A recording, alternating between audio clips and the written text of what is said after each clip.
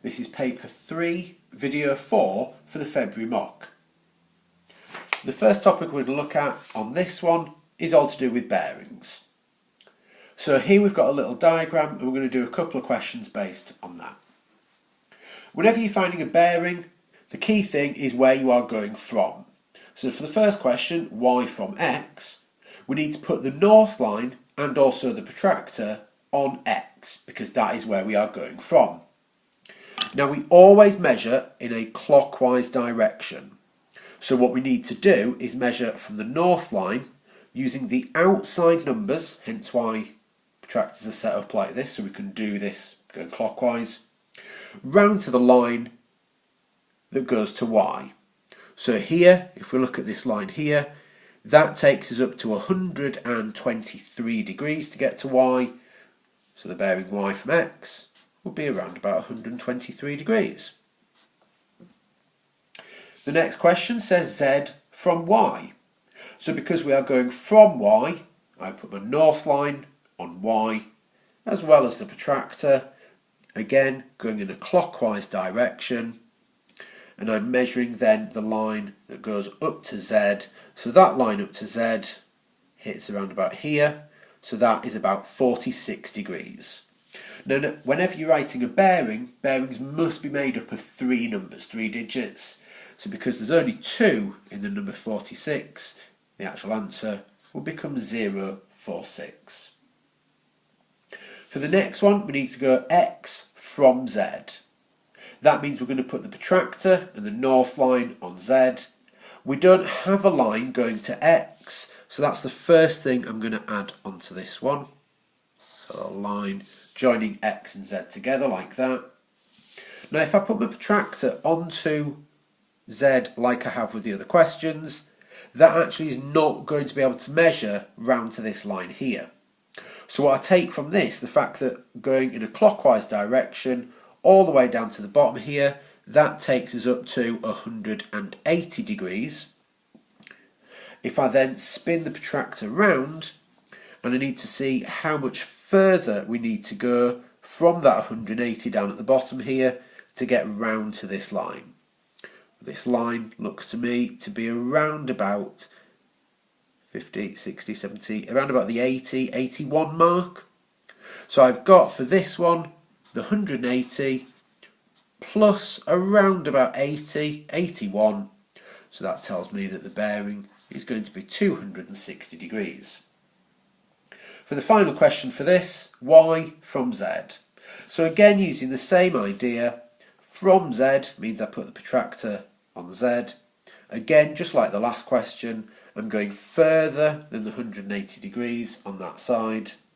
So if I spin the protractor around to see how much further past the 180 degrees we go. So that was 180. That line going to y hits at around about 46 there, maybe a little bit more, 47. So I've got it's 180 plus the extra 47, so in total 227 degrees. The next little section is all to do with calculating speed. Now if you remember, speed is equal to distance over time. So all we need to do is take the distance, the value given for distance, and divide it by the value given for time. So in this very first example, distance is 200, divided by time, so 50 seconds, so divided by 50. 200 divided by 50 is 4. Now because the distance was in metres, and the time was in seconds, the speed here is metres per second. Now we want the answer as kilometres per hour. So what we would have to do at that point, if you can go 4 metres in 1 second, if I were to times that by 60, that would tell me that it can go 240 metres every minute. And timesing that by 60 again, that would tell me that you can go 14,400 metres every hour. Now this is quite close to what we want. We now just need to change this 14,400 into kilometres.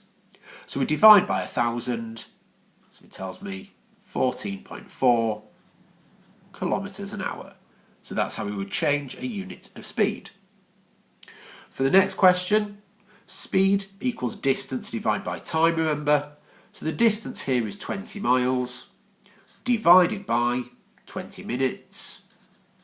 20 divided by 20 is 1. So we've got 1 mile per minute. We want miles per hour. So there are 60 minutes in an hour. So we need to times that by 60 to give us that we are going at 60 miles per hour. The final question is all to do with the horse. Again, 12 is our distance. Divide by time. Now 1.5 hours, it's normally better if you can to put it into a decimal. So divide by 1.5. 12 divided by 1.5 is 8. Because the distance was in kilometres, the time was in hours, that's kilometres per hour, and that's the unit that we needed to give the answer in.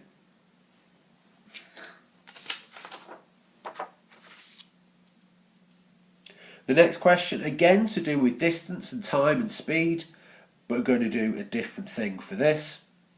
We are given here a speed of 6 miles per hour. We're given a time of 1 hour 24. So what we need to do is find the distance travelled. So going back to our little formula that we had before, speed is equal to distance over time. So if I want to find the distance, I would have to get rid of this little divide by t, so times by t, so we get the distance is speed multiplied by time. So using that idea, we're going to have a go with this. Now the difficulty that we've got here is that 1 hour 24 minutes is not the same as 1.24 hours, because there's 60 minutes in an hour. So actually what I'm going to do is just try and split this. If we ignore the 24 minutes for now, speed times time, so 6 times just the hour, that tells us that in the hour the man is going to run 6 miles. For the 24 minutes, now 24 minutes, that would be the same as doing 6 multiplied by 24 60ths of an hour, because it is 24 out of the 60 minutes in an hour. 6 times 24 over 60, if you put it into your calculator, that comes out as 2.4. So it would represent 2.4 miles.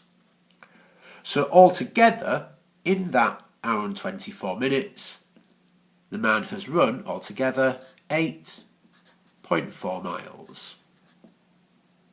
I'm going to do the same with the next question for the horse.